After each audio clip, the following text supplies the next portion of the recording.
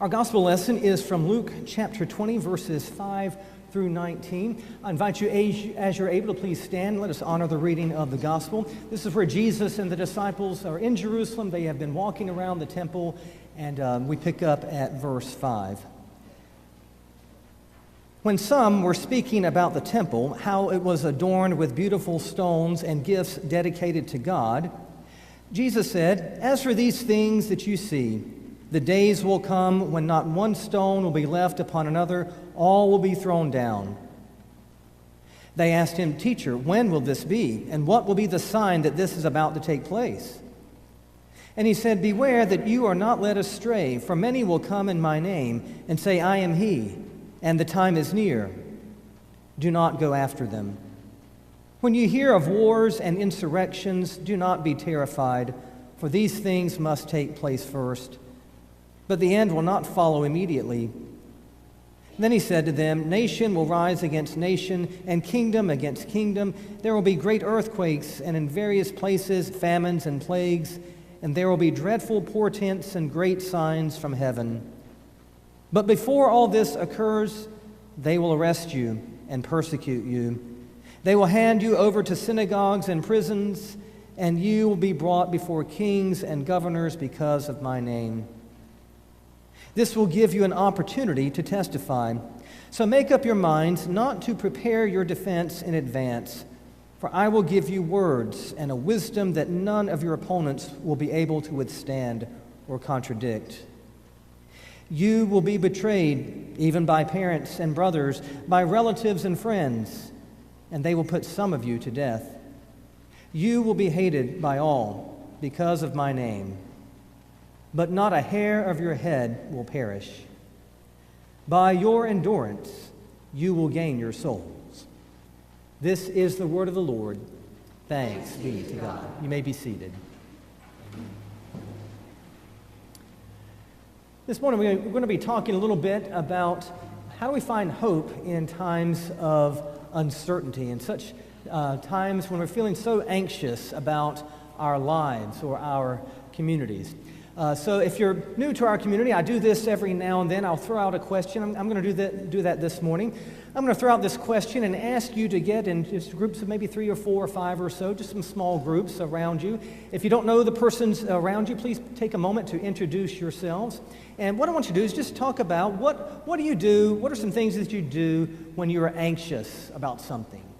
When you have anxiety, is there a method, some practice that you do? What do you do when you're feeling very anxious? All right, ready? And you've got 90 seconds, and go.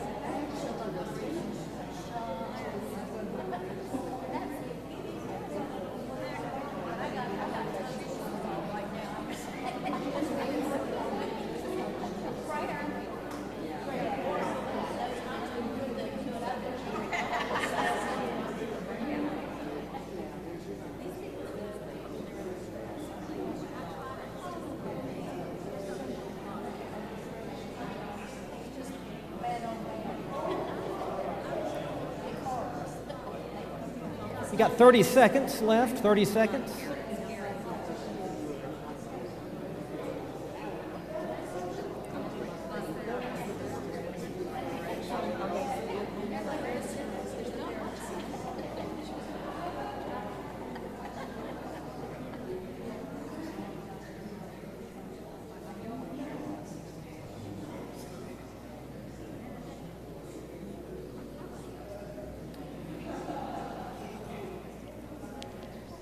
Okay, let's come back together, and I invite you, if you'd like, to share an answer. What are something you do when you are anxious? How do you deal with your anxiety?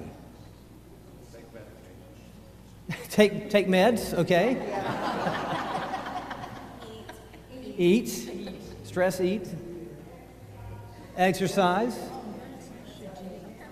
Pray.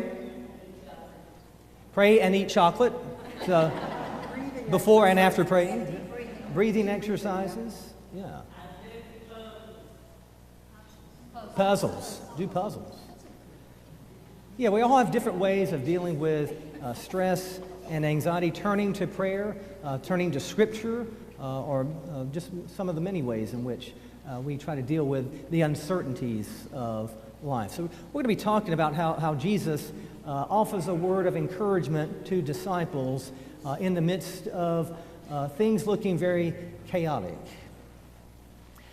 Whenever I move into a new community, one of the first things I do after we get settled, after a couple weeks or so, one of the first things that I do is look for a good barber. It's something that part of me looks forward to, but at the same time I'm also a little anxious about it because of the inevitable discussion that takes place. And it usually goes something like this. I go into the barbershop, I get into the chair, and then the small talk begins, and eventually I am asked, and what do you do for a living? Where do you work? Now, for those of you who have normal jobs, like, teacher or electrician or accountant or office worker, count yourself lucky when someone asks you that question. Because whenever I reveal to a barber that I'm a pastor, the next question, almost without fail, is usually along the lines of, we're in the end times, aren't we? Where are we at in the book of didn't Revelation predict all of this accurately? When will the rapture be? I think I've had more discussions about Revelation and the end times while in a barbershop than I have in a Bible study. And for those of you who attended the Revelation study that we did a few weeks ago, you know that a lot of these so-called end times teachings have dubious origins. These are verses and passages that are taken way out of context. So whenever I am asked about the end times while I'm in the barbershop, I have a decision to make, which is, how badly do I want to get into a theological argument with a guy who's holding a straight razor to my neck?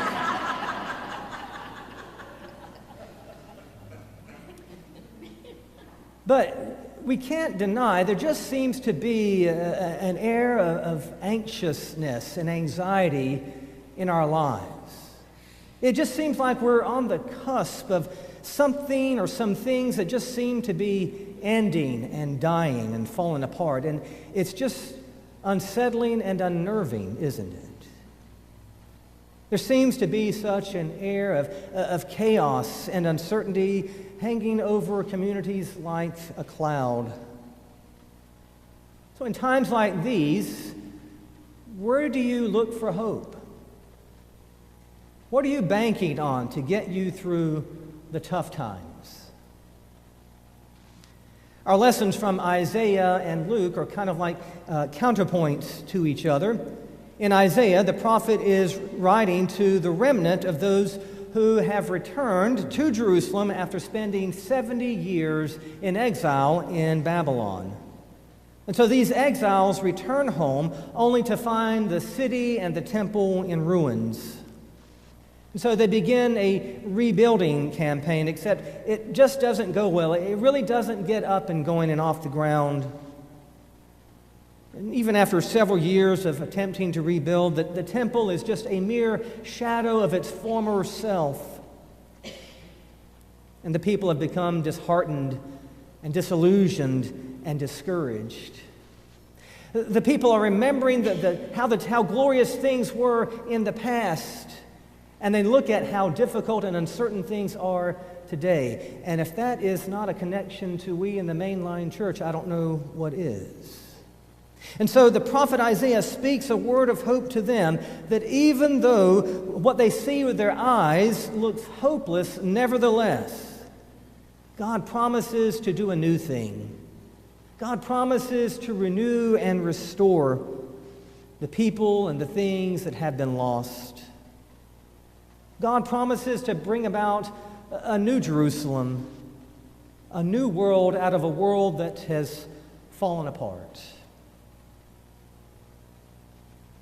In Luke's gospel, the temple is at the height of its glory. It is a massive structure, 1.5 million square feet, 36 acres of polished marble, the finest tapestries, gold-plated doors and gates that radiated the Jerusalem sun. Someone has said if you stood people shoulder to shoulder, front to back, it is estimated that the temple and the outside courts could hold 300,000 to 400,000 people. In other words, you could fit the entire city of Greensboro in the Jerusalem temple and the outside courts. It was a place of power and glory. Yes, it once housed the glory of the Lord in the Holy of Holies, but it also was a kind of a temple that was dedicated to the glory of King Herod the Great.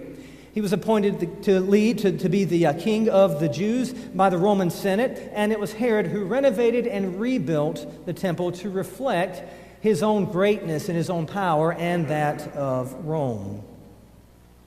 It was a site of religious and national pride and identity. The temple was an economic powerhouse, a job creator for the local economy. The temple was an anchor of security in an uncertain time.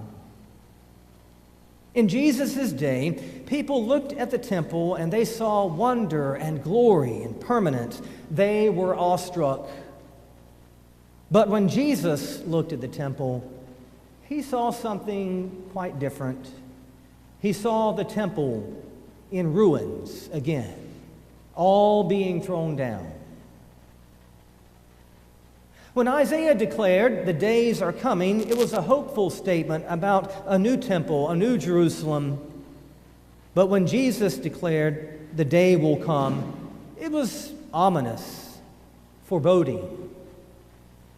Jesus was declaring to the disciples that a tumultuous time was coming for them when the world as they knew it was going to end, was going to fall apart. And too often we read these verses as Jesus speaking of events thousands of years into the future, but Jesus clearly told the disciples, "You will be arrested, you will be taken, you will be betrayed." And when Jesus declared that friends would be betrayers, we should remember that it was Judas who was standing among the disciples that day. And I wonder how those words hit him. Despite these frightening words, Jesus tells the disciples, "Do not be afraid."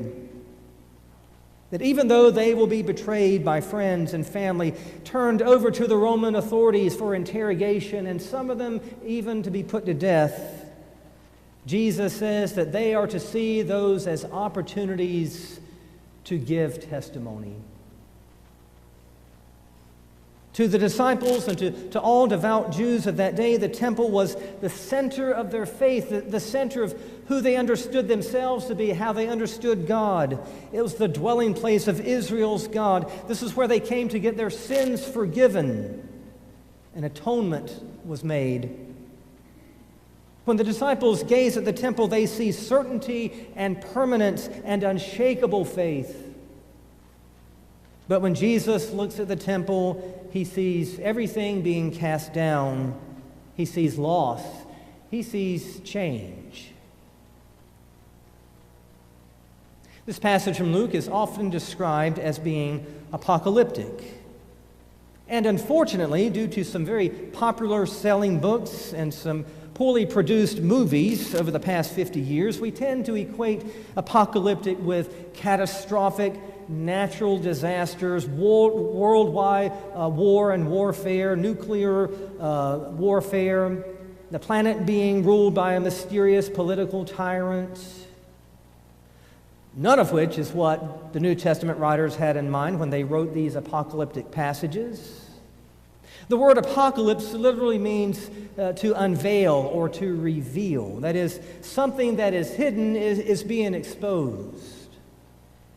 That's what Jesus is doing when he was talking to the disciples about the temple. He was pulling the veil back for just a moment.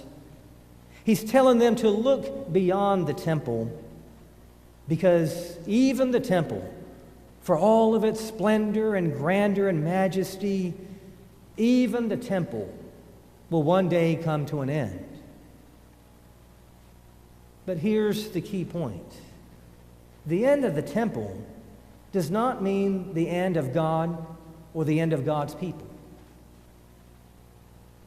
Jesus challenges the disciples then and now not to put their trust in things that appear to be permanent.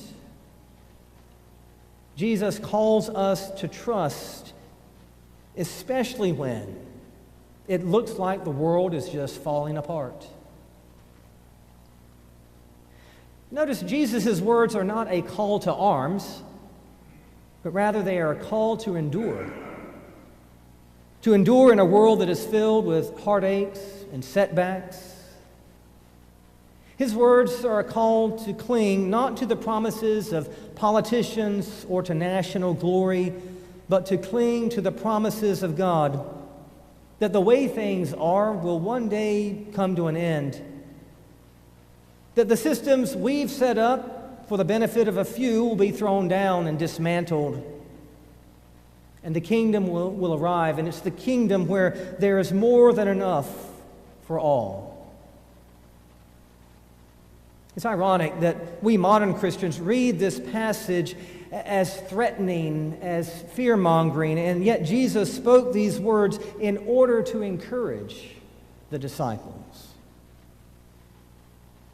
Jesus and Isaiah reveal to us that the present condition of the world is temporary, that a new world is breaking through, a new creation is coming.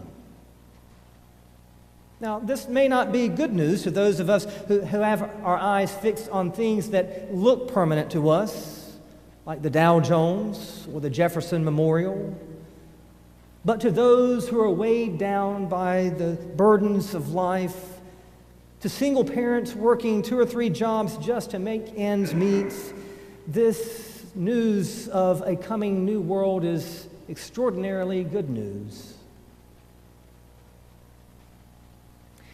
In the aftermath of the massive earthquake that devastated Haiti in 2010, Anderson Cooper was broadcasting from Port-au-Prince and was narrating footage of these decimated areas.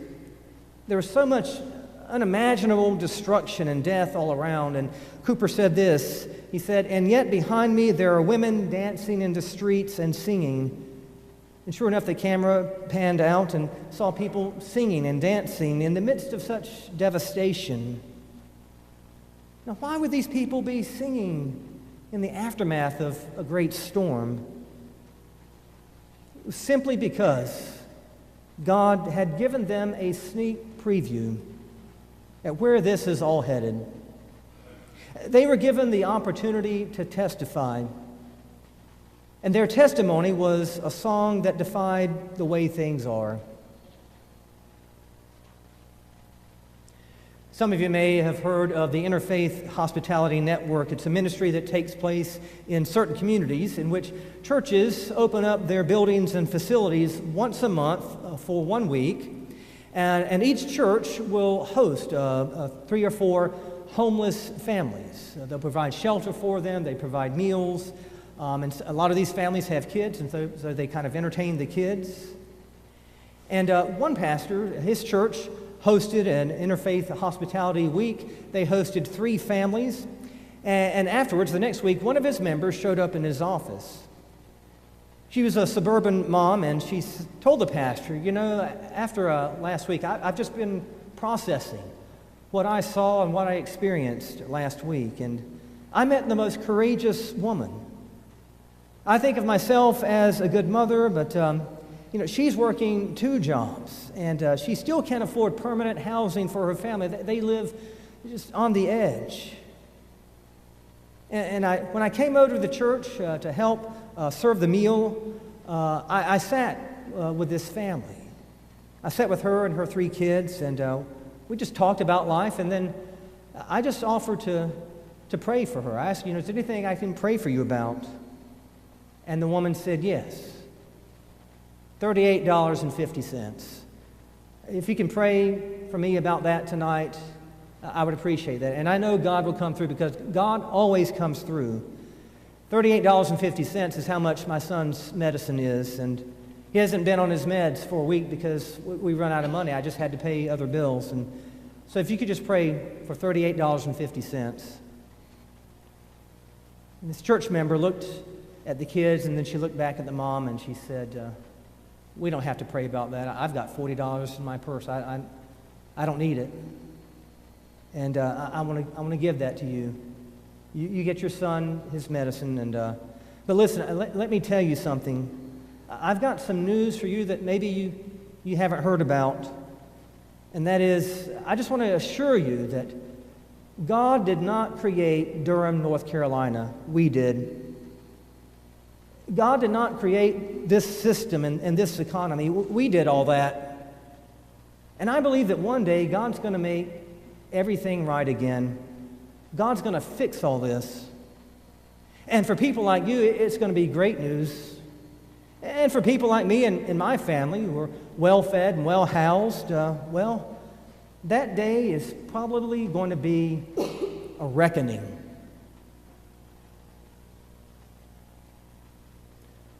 What are the things in our lives that we cling to? And why do we sometimes cling to certainty when Jesus invites us to trust in the midst of uncertainty? Are we willing to embrace the fact that things fall apart and come to an end?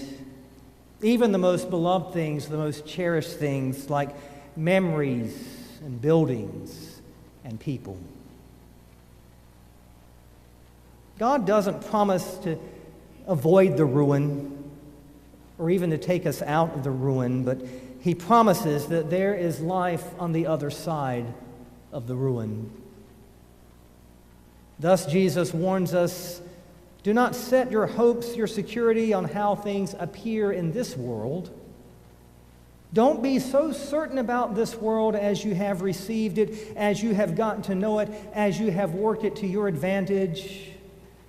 Jesus says that there is a day that is coming when all will be thrown down, and the old world will give way to a new world. And we get to testify to this hope that has been given to us. The disciples asked for some signs. What are the signs that this is going to take place? And Jesus gives them a few signs. We humans, we're not that great at reading signs or understanding signs sometimes.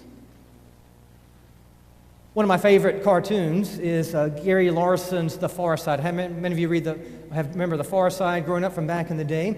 And in one particular cartoon slide, do we have that ready to go? This is one of my favorites. The Midvale School for the Gifted, he's pushing on a door that says, pull. We're not great at reading signs. When Jesus tells the disciples about a time when things will be cast down and the world as they knew it will be turned upside down, they wanted to know the signs. Tell us the signs of when these things will take place.